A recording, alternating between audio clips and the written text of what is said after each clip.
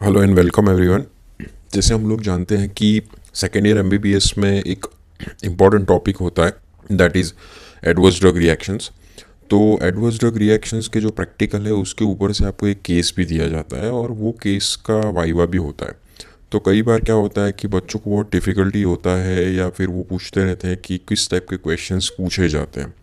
तो आज हम इसी जो क्वेश्चन है उसका समाधान लाएंगे आपको ये टॉपिक के थ्रू। जो जो भी वाइवा क्वेश्चंस पूछते हैं वो लोग हम एक्सप्लेनेशंस के साथ पूरा बताएंगे और जिससे आपको बहुत इजी हो जाएगा ये टॉपिक में एक्सेल करने के लिए। तो अगर आप ये वीडियो के थ्रू जाओगे तो आपको बहुत ही इजी हो जाएगा। सेकेंड चीज़, हम लोग ऐसे ही फार्माकोलॉजी रिलेटेड काफ़ी सारा वीडियोस डालते रहते हैं। ईएनएस और जीपी के तो सभी लेक्चर्स हिंदी में और इंग्लिश में अवेलेबल हैं।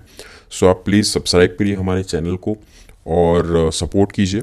तो आगे भी हम फार्माकोलॉजी रिलेटेड आपकी क्वेरी सॉल्व करते रहेंगे। तो ये पिक्चर मेनली क्या रिप्रेजेंट करता है? ये पिक्चर मेनली जो रिप्रेजेंट करता है इसे हम लोग बोलते हैं सील लिम्ब डिफॉर्मिटी। जो सील होती है ना, तो सील लिम्ब डिफॉर्मिटीज़ होता है। देख सकते हैं कि आपके बच्चे के जो पैर है वो अंडर डेवलप्ड है, जो हैंड्स हैं वो भी अंडर डेवलप्ड हैं, और भी काफ़ी सारी एनोमलीज बॉडी में होती है और यूजुअली ये बच्चे सर्वाइव नहीं कर पाते हैं। तो ऐसा ही एक बड़ा डिज़ास्टर हुआ था 1960-61 के अराउंड। और इसमें जर्मनी के अराउंड जो भी महिलाएं थी उन्होंने एक मेडिसिन ली थी जिसका नाम था थैलीडोमाइड। ठीक है, थैलीडोमाइड नामक एक दवा थी जिसका यूज़ करने से काफ़ी सारे जो लेडीज़ थी उनको ये ऐसे बच्चे बॉर्न हुए थे। वो रिट्रोस्पेक्टिव एनालिसिस किया था तभी पता चला, अदरवाइज़ वो टैबलेट अवेलेबल थी एंग्जाइटी कम करने के लिए, वॉमिटिंग कम करने के लिए। तो जो फर्स्ट ट्राइमेस्टर में वॉमिटिंग होती है उसके लिए काफ़ी सारी ये medicine over the counter available थी। मीन्स कि इसके लिए कोई प्रिस्क्रिप्शन की भी ज़रूरत नहीं थी। तो इसीलिए ये मेडिसिन काफ़ी वुमेंस ने ली और फिर ऐसे बच्चे हुए और जैसे रिट्रोस्पेक्टिव एनालिसिस किया तो पता चला कि ऐसा डिफॉर्मिटीज़ होता है। और उसके बाद काफ़ी सारे हल्ला मचा पूरे वर्ल्ड में कि इस टाइप का डिज़ास्टर है वो नहीं होना चाहिए और इसके लिए हमें जो भी ड्रग्स है इवन दे आर मार्केटिंग के बाद भी हमें उसके ऊपर वॉच रखना बहुत ही ज़रूरी है। तो उसी के ऊपर से फिर एक फार्माकोविजिलेंस वर्ड का निर्माण हुआ। जैसे हम जानते हैं कि फार्माकॉन का मतलब होता है ड्रग, और विजिलेंस किसी भी चीज़ पे विजिलेंस रखना मीन्स उसके ऊपर वॉच रखना। तो इसी से एक पूरा एरिया डेवलप हुआ। तो ये क्वेश्चंस आपको पूछते हैं कि what do you understand by pharmacovigilance. तो ये उस WHO का पूरा डेफिनेशन है कि जो भी ऐसी एडवर्स ड्रग रिएक्शंस होती है उसको हमें डिटेक्ट करना, उसके बाद उसको असेस करना, उसको अंडरस्टैंड करना और प्रयत्न करना कि ऐसी एडवर्स ड्रग रिएक्शन वापस ना हो। तो उसके लिए भी जो पूरा साइंस डील करता है उसे फार्माकोविजिलेंस कहते हैं। तो अगेन ये क्वेश्चंस पूछते हैं what do you mean bye pharmacovigilance. फिर एक चीज़ पूछते हैं कि what do you mean bye adverse drug reactions. तो जैसे हमें पता है कि कोई भी ड्रग्स अगर हम बॉडी में इंट्रोड्यूस करते हैं, कोई भी मेडिसिन इंट्रोड्यूस करते हैं, उसका पर्पस चाहे कोई भी हो, वो डायग्नोस्टिक पर्पस के लिए की है, वो ट्रीटमेंट के लिए की है, या फिर कोई प्रिवेंशन ऑफ डिजीज़ के लिए की है, किसी भी पर्पस के थ्रू अगर हम वो ड्रग इंट्रोड्यूस करते हैं और जिससे जो रिस्पॉन्स आता है वो नॉक्शियस और अनइंटेंडेड होता है। ठीक है, ऐसा रिस्पॉन्स कि जो हमने सोचा नहीं है, दैट इज़ नेगेटिव रिस्पॉन्स, तो उसे हम लोग एडवर्स ड्रग रिएक्शंस बोलते हैं। ठीक है, सो इन शॉर्ट ये डेफिनेशन से आपको पूछते हैं लेकिन अंडरस्टैंडिंग इंपॉर्टेंट है। दूसरा एक टर्मिनोलॉजी है एडवर्स इवेंट। अब क्या ये दोनों चीज़ सेम है? ADR और एडवर्स इवेंट, काफ़ी सारे ये वाइवा क्वेश्चंस पूछते हैं कि दोनों सेम है, तो answer is no, both the things are different, अलग अलग चीज़ें हैं। तो क्या है एडवर्स इवेंट? एक एग्जांपल के तौर पे आपको मैं देता हूँ कि मान लीजिए कि कोई पेशेंट्स स्टीरॉयड के ऊपर है। ठीक है, कोई पेशेंट स्टीरॉयड मेडिसिन ले रहा है और मान लीजिए कि वो 7 दिन की ट्रीटमेंट के अंदर, 7 दिन का ट्रीटमेंट है, तीसरे चौथे दिन उसका एक्सीडेंट हो गया। ठीक है, एक्सीडेंट से उसकी डेथ हो गई। तो यहाँ पे जो डेथ हुई है वो कहलाएगी एडवर्स इवेंट, क्योंकि एक एडवर्स रिएक्शन हुई है during the course of treatment. The course of treatment के दरमियान एक नेगेटिव चीज़ हुई है, एडवर्स इवेंट हुई है, तो इसलिए हम लोग उसको एडवर्स इवेंट कहेंगे। लेकिन ज़रूरी नहीं है कि वो ड्रग्स के कारण ही हुई है, ठीक है। तो अगर ड्रग के कारण हुई है तो इसे हम लोग बोलेंगे एडवर्स ड्रग रिएक्शंस। और हमें पता नहीं है, ड्रग्स के कारण भी हो सकती है, ड्रग के कारण नहीं भी हो सकती है, तो वो चीज़ को बोलेंगे एडवर्स इवेंट, ठीक है। सो ऐसी कोई भी मेडिकल अकरेंस, यानी अनटोवर्ड मेडिकल अकरेंस जो होता है during the course of treatment which doesn't necessary to have a causal relationship, ये बहुत ही इंपॉर्टेंट चीज़ है। कॉजल रिलेशनशिप, उसका कोई कॉजल रिलेशनशिप ड्रग्स के साथ नहीं होना चाहिए। अगर कॉजल रिलेशनशिप एस्टैब्लिश्ड होता है तो उसे हम लोग एडवर्स ड्रग रिएक्शंस बोलते हैं। तो होपफुली ये आपको पता चल गया होगा कि एडीआर क्या है वर्सेस एडवर्स इवेंट क्या है, ये क्योंकि ये काफ़ी बार चीज़ आपको वाइवा में पूछी जाती है। अगेन एक इम्पॉर्टेंट चीज़ पूछती है कि सिग्नल क्या है, व्हाट इज सिग्नल। तो जैसे हम लोग ये वीडियो में आगे बढ़ेंगे, हम लोग कहते हैं कि जो भी एडवर्स ड्रग रिएक्शंस होती है और उस एडवर्स ड्रग रिएक्शंस को एक फॉर्म में डाल के हमको रिपोर्ट करना होता है। तो कई बार क्या होता है कि हमें एक ऐसी एडवर्स ड्रग रिएक्शंस मिल जाती है जो प्रीवियसली डॉक्यूमेंटेड नहीं है, नॉट डॉक्यूमेंटेड और अननोन डॉक्यूमेंटेड और इनकम्प्लीटली डॉक्यूमेंटेड। मान लीजिए कि कोई एक्स ड्रग है, उसके कारण रैशेस हुआ है, ठीक है, वो प्रीवियसली डॉक्यूमेंटेड नहीं है, पता ही नहीं है, किसी टेक्स्ट बुक में नहीं है, ऐसी नई एडीआर सामने आई है, कोई एक केस सामने आया है। तो ऐसे मोर देन वन, एक से ज़्यादा केस अगर सामने आए सेम एक्स ड्रग का रैशेस के साथ, तो वो उसे कहलाएगा सिग्नल, तो उसे हम लोग सिग्नल कहेंगे। सो मोर देन वन रिपोर्ट जो क्रिएट होता है about adverse drug reaction which is previously unknown और इनकम्प्लीटली डॉक्यूमेंटेड, तो ऐसा नया कॉजल रिलेशनशिप एस्टैब्लिश हुआ है, उसे हम लोग सिग्नल कहेंगे। फिर आगे बढ़ते हैं। ये क्वेश्चंस बहुत बार पूछे हैं कि सीरियस एडवर्स इवेंट SAE ये क्या होता है, सीरियस एडवर्स इवेंट क्या होता है। तो मान लीजिए कि दो टाइप के एडवर्स ड्रग रिएक्शंस रफली होते हैं, वैसे तो काफ़ी टाइप्स हैं। अगर आपने हमारा वो वीडियो नहीं देखा है एडवर्स ड्रग रिएक्शंस के बारे में, टाइप्स के बारे में, तो आप प्लीज़ हमारा जनरल फार्मेक सेक्शंस देखिए। तो जनरल फार्मेक में आपको मिल जाएगा एडवर्स ड्रग रिएक्शंस का पूरा वीडियो, वहाँ पे आप जाके चेकआउट कर सकते हैं। तो जो एडवर्स ड्रग रिएक्शंस होते हैं वो सीरियस होते हैं या फिर नॉन सीरियस होते हैं। तो सीरियस किसे कहा जाता है, तो जिसकी सीवियरिटी ज़्यादा हो। जैसे कोई एडवर्स ड्रग रिएक्शन हुआ जिससे पेशेंट का डेथ हो गया, जिससे पेशेंट को हॉस्पिटलाइज करना पड़ा, जिससे अगर वो हॉस्पिटलाइज है तो उसका स्टे बढ़ गया, प्रोलॉन्ग हो गया, ये life threatening adverse drug reaction हुआ। या फिर उससे कोई डिसेबिलिटी हो गया। और मैं एक एड ऑन भी करना चाहता हूँ कि कंजेनाइटल एनोमलीज, ठीक है, जैसे हमने देखा। तो ये जो भी चीज़ें होती हैं, ये सब चीज़ों को हम लोग कहते हैं सीरियस एडवर्स इवेंट। तो इस केस में प्रायोरिटी बहुत ज़्यादा हो जाती है, इसका रिपोर्टिंग बहुत फास्ट करना होता है और बहुत फास्ट प्रायोरिटी देके उसको रिपोर्टिंग करना होता है। अभी फार्माकोविजिलेंस मीन्स कि हमें ड्रग के ऊपर वॉच रखना है, मीन्स वो चीज़ हम कैसे रख सकते हैं, ठीक है। तो फार्माकोविजिलेंस की जो मेथड होते हैं वो दो टाइप के होते हैं। एक होता है पैसिव सर्वेलेंस, ठीक है, पैसिव सर्वेलेंस, और एक होता है एक्टिव।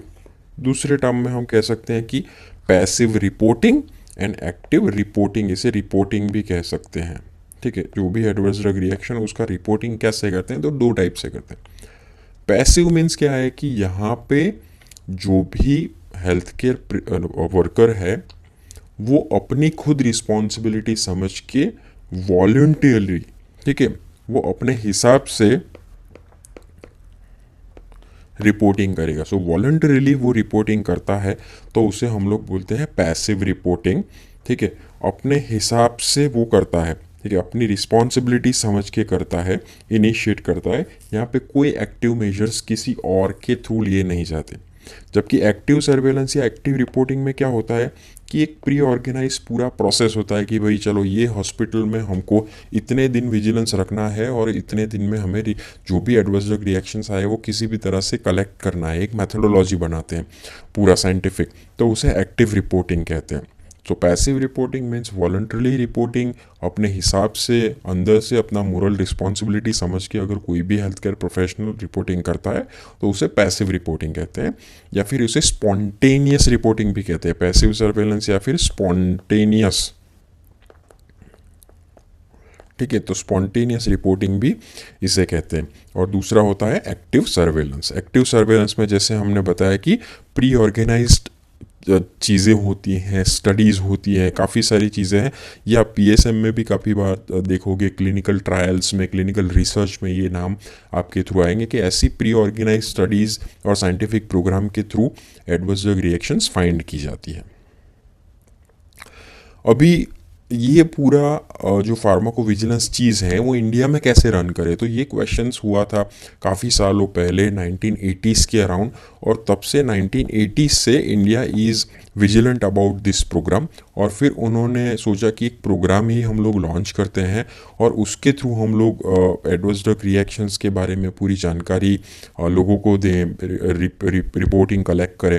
तो ऐसे धीरे धीरे होते हुए एक PVPI, pharmacovigilance programme of India करके एक पूरा प्रोग्राम डेवलप हुआ, और ये प्रोग्राम का पूरा शेपिंग हुआ 2010 में। 2010 में पूरा कंप्लीट शेपिंग हुआ और उसकी रिस्पॉन्सिबिलिटी ली इंडियन फार्माकोपिया कमीशन ने, और जिसके अंडर अभी मिनिस्ट्री ऑफ हेल्थ और फैमिली वेलफेयर के अंडर वो आता है, और वो पूरा मैनेज करता है ये प्रोग्राम इंडिया में। मेन ऑब्जेक्टिव क्या है उसका कि पेशेंट की सेफ्टी बढ़े, पेशेंट की जो हमारी वेलफेयर है वो इम्प्रूव हो। कैसे, तो हम लोग वही कि ड्रग्स के ऊपर वॉच रख सके, उसको मॉनिटरिंग कर सके, और जिससे उससे होने वाली एडवर्स ड्रग रिएक्शंस को हम लोग कंट्रोल कर सके। तो अभी क्या है कि काफ़ी सारे AMCs खुल चुके हैं। ठीक है, तो ये आपको पूछते हैं कि what do you mean by AMC, तो उसे बोलते हैं adverse drug reaction monitoring centre. So adverse drug reaction monitoring centre बोलते हैं, सो उसे ADR मॉनिटरिंग सेंटर्स भी बोलते हैं। तो अभी ऐसा है कि हर मेडिकल कॉलेज में, वो प्राइवेट हो या गवर्नमेंट हो, हर इंस्टीट्यूशंस में, हर हॉस्पिटल्स में आपको कंपलसरी AMC एक सेंटर बनाना पड़ेगा, जो पूरी दवा के बारे में ऐसी जो भी साइड इफ़ेक्ट्स होती हैं या एडवर्स ड्रग रिएक्शन होती है वो रिपोर्ट करती हैं। तो ऐसे काफ़ी सारे AMC सेंटर्स हैं इंडिया में। काफ़ी सारे जो प्रोग्राम के सेंटर हैं उसको भी इसमें कोलैबोरेट कर दिए गए हैं, जैसे RNTCP या फिर एंटी रिट्रोवायरल थेरेपी से एसोसिएटेड काफ़ी प्रोग्राम्स भी चलते हैं, तो इनको भी इनकॉर्पोरेट कर दिए हैं। इनकॉर्पोरेट मीन्स कि क्योंकि इसमें जो दवाई यूज़ होती है उससे साइड इफ़ेक्ट्स के चांसेस बहुत ज़्यादा होते हैं, एडवर्स ड्रग रिएक्शंस के चांसेस बहुत ज़्यादा होते हैं, तो उन सेंटर्स में भी इनको कोऑपरेट कर लिया जाता, कोऑर्डिनेट कर दिया जाता है कि जिससे उससे होने वाली एडवर्स ड्रग रिएक्शंस भी हमें मालूम हो सके। तो काफ़ी सारी नई ड्रग्स लॉन्च होती है, जैसे मान लीजिए बेडाक्विलिन अभी लॉन्च हुई थी, तो इंडिया के कुछ चुनिंदा जो सेक्टर्स और AMCs थे उनको परमिशन दी गई थी कि उससे जो एडवर्स ड्रग रिएक्शन है वो भी आप रिकॉर्ड कीजिए और इस प्रोग्राम के अंतर्गत उसका डेटा हमें दीजिए। तो ये क्वेश्चंस पूछते हैं कि क्यों हमें ऐसे प्रोग्राम की ज़रूरत है।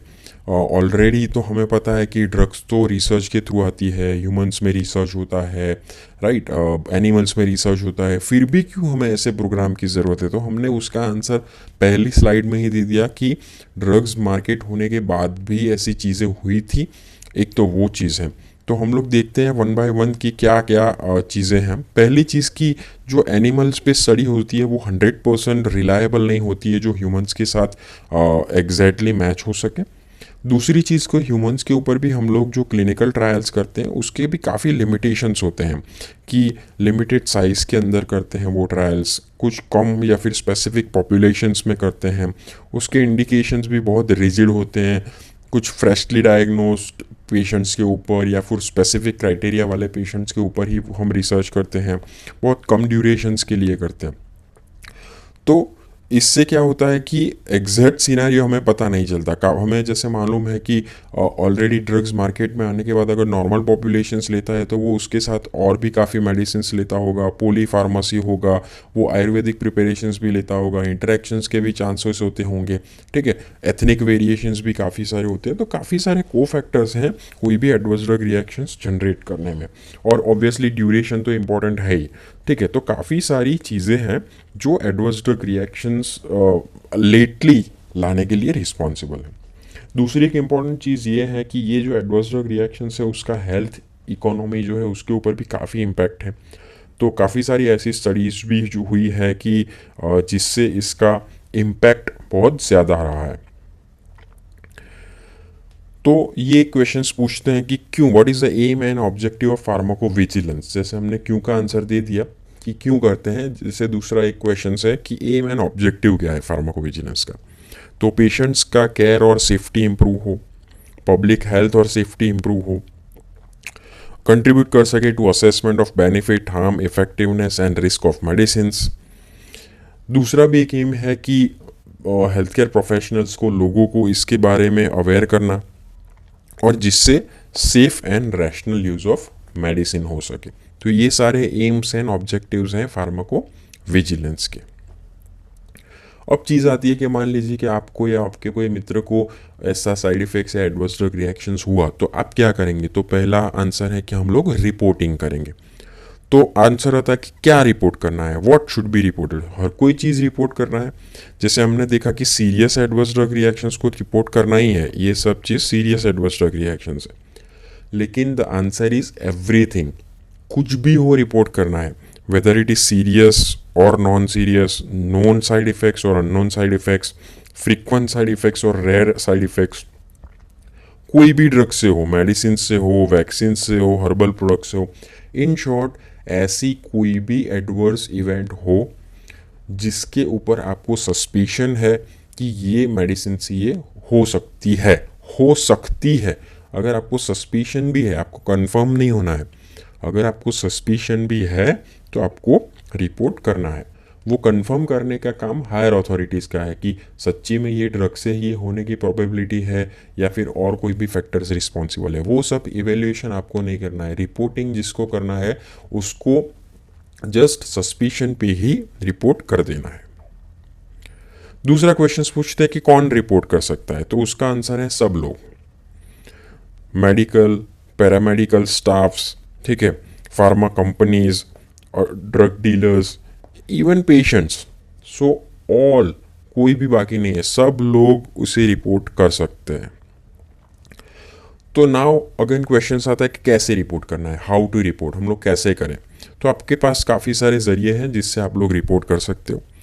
पहला चीज़ है कि आप ईमेल कर सकते हो, ये वेबसाइट के ऊपर, ये मेल के ऊपर आप ईमेल कर सकते हो।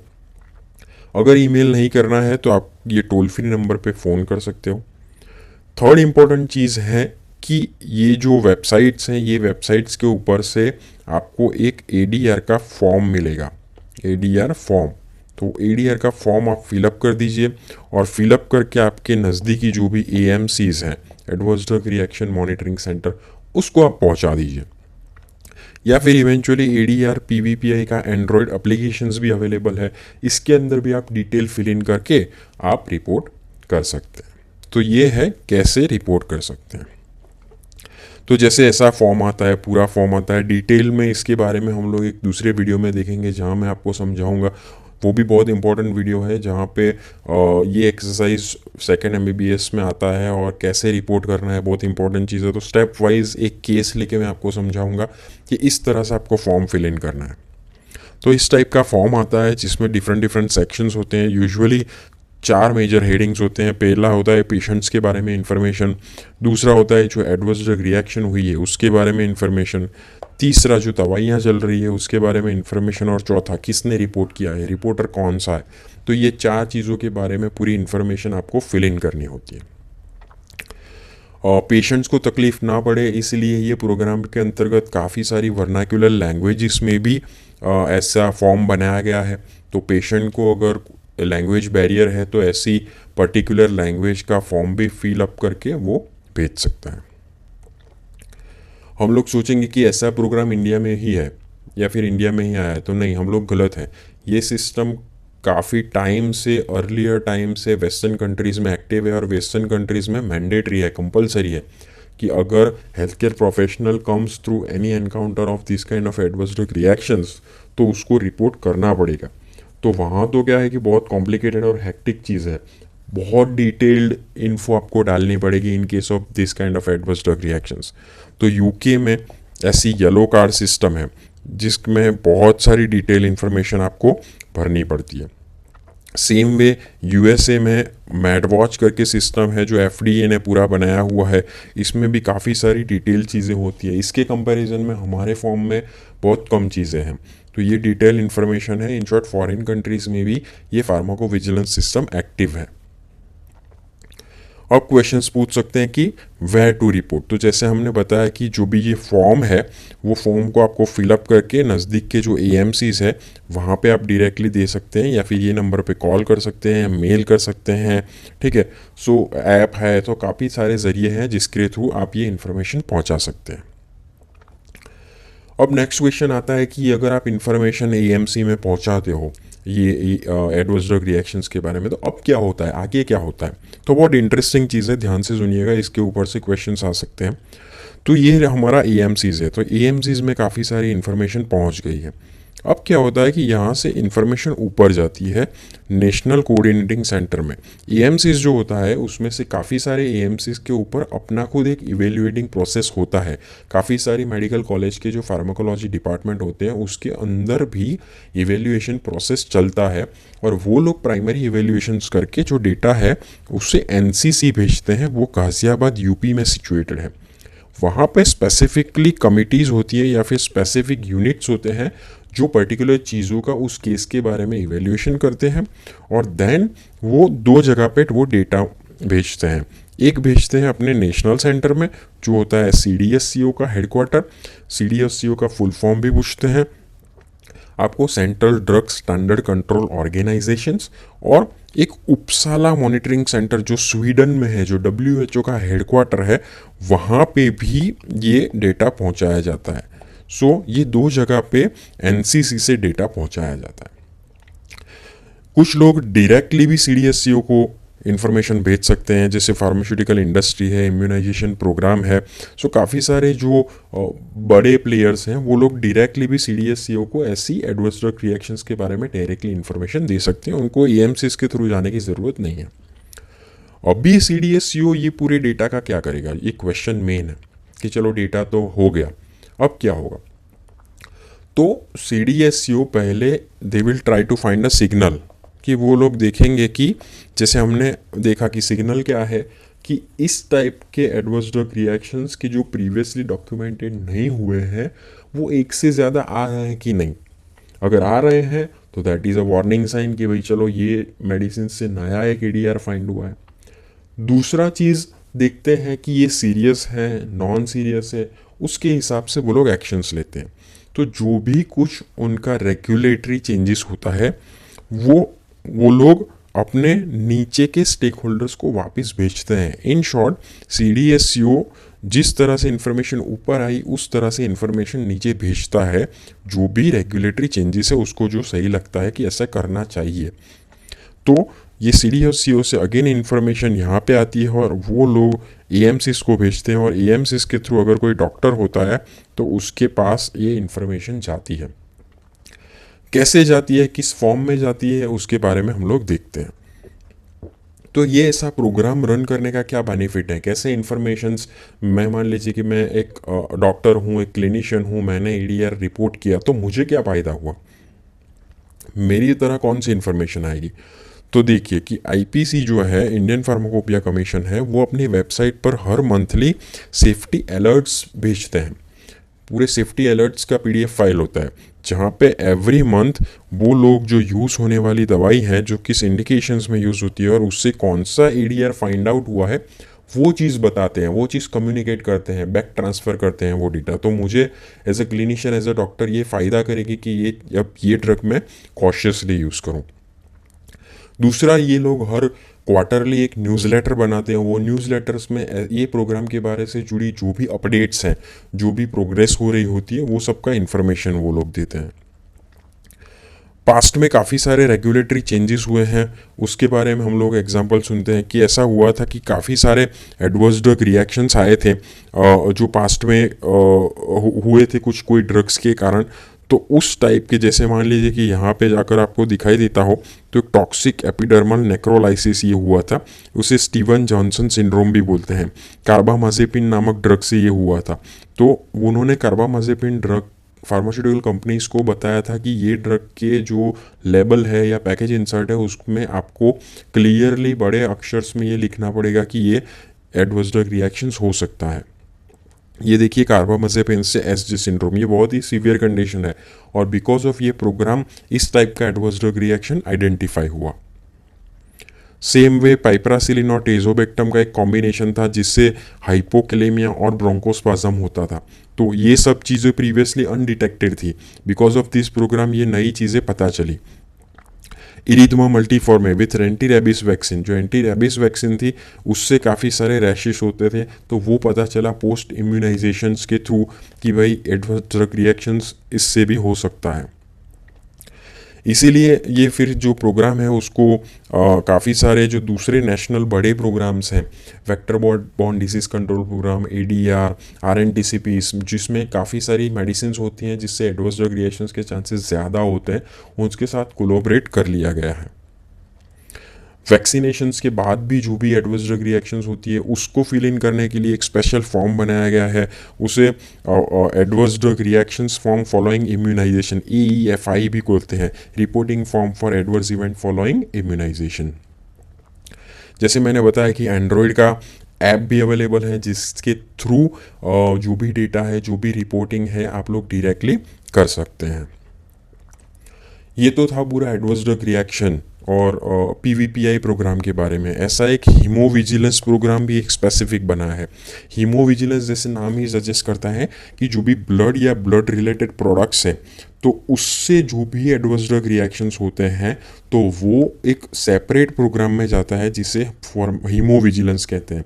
तो एक नया प्रोग्राम बना है जो या ब्लड प्रोडक्ट से होने वाली एडवर्स ड्रग रिएक्शंस के बारे में पूरा डील करता है।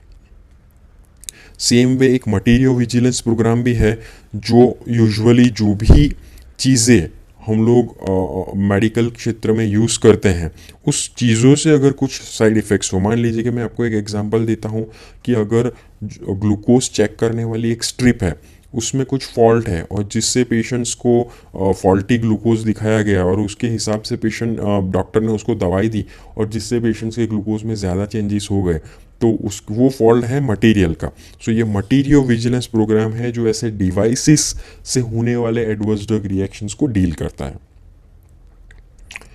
और काफ़ी सारे क्वेश्चंस उठे थे, जो क्लिनिशियंस जो डॉक्टर थे वो बताए थे कि हम लोग क्यों एडवर्स ड्रग रिएक्शन रिपोर्ट करें, हम लोग कहीं पे कोई केस में फंस जाएंगे। तो ये आपको क्वेश्चंस आ सकता है कि डॉक्टर अगर ऐसा सोचता है कि अगर हम लोग कोई केस में फंस जाएंगे, हमको इसमें नहीं पढ़ना है, कोई लीगल लायबिलिटी होगा, तो क्या ऐसा हो सकता है रिपोर्ट करने से?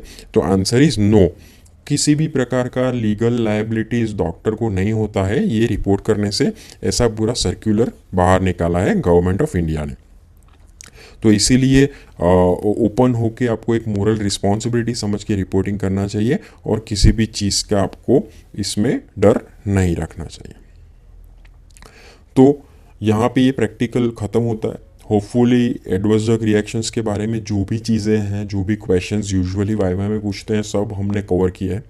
अभी जो नेक्स्ट वीडियो है उसमें हम लोग कवर करेंगे एक केस जैसे एग्ज़ाम में आपको देते हैं और वो केस को कैसे स्टेप बाय स्टेप उसको फिल इन करते हैं एडवर्स ड्रग रिएक्शन फॉर्म के अंदर।